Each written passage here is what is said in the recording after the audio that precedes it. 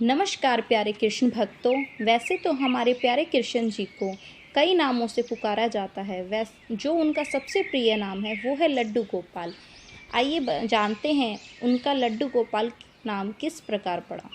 ब्रजभूमि में भगवान श्री कृष्ण के एक परम भक्त कुमन दास रहते थे। कुमन दास का एक पुत्र रघुनंदन था। कुमन दास हर वक्त श्री कृष्ण की भक्ति में लीन रहते और पूरे नियम से भगवान की पूजा और सेवा किया करते थे। वे उन्हें छोड़कर कभी कहीं नहीं जाते थे ताकि उनकी सेवा में कोई कमी न रह जाए।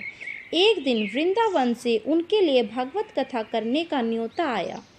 पहले तो कुमन दास ने मना किया, लेकिन कुछ सोच विचार कर बाद में वे कथा में जाने के लिए तैयार हो गए। उन्होंने सोचा कि भगवान की सेवा की तैयारी करके वे रोजाना कथा करके वापस लौट आएंगे, जिससे भगवान का सेवा नियम भी नहीं छूटेगा।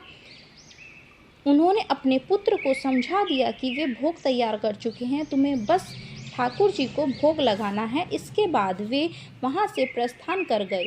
कुमन दास के पुत्र रघुनंदन ने भोजन की थाली कृष्ण के सामने रखी और सरल मन से आग्रह किया, श्री ठाकुर जी आओ और भोग लगाओ। उसके बाल मन में यह छवि थी कि वे अपने हाथों से आकर भोजन करेंगे, जैसे हम सब करते हैं। उसने बार बार आग्रह किया, लेकिन भोजन तो वैसा का वैसा ही रखा रहा।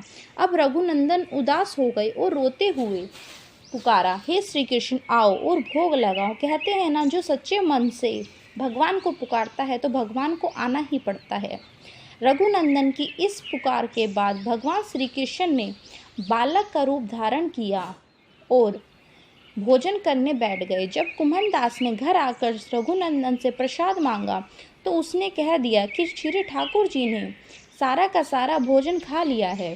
कुमन दास को लगा बच्चे को भूख लगी होगी, वही सारा भोजन खा गया होगा, लेकिन अब तो यह रोज की कहानी हो गई थी। अब कुमन दास को शक होने लगा कि सारा का सारा भोजन रघुनंदन खा जाता है। तो उन्होंने एक दिन लड्डू बनाकर थाली में रखे और छुपकर देखने लगे कि रघुनंदन क्या करता है। रघुनंदन ने रोज की तरह ही भगवान श्री कृष्ण को पुकारा तो वो बालक के रूप में प्रकट होकर आए और लड्डू खाने लगे। यह देखकर कुमन दास दौड़ते हुए आए और प्रभु के चरणों में गिरकर विनती करने लगे।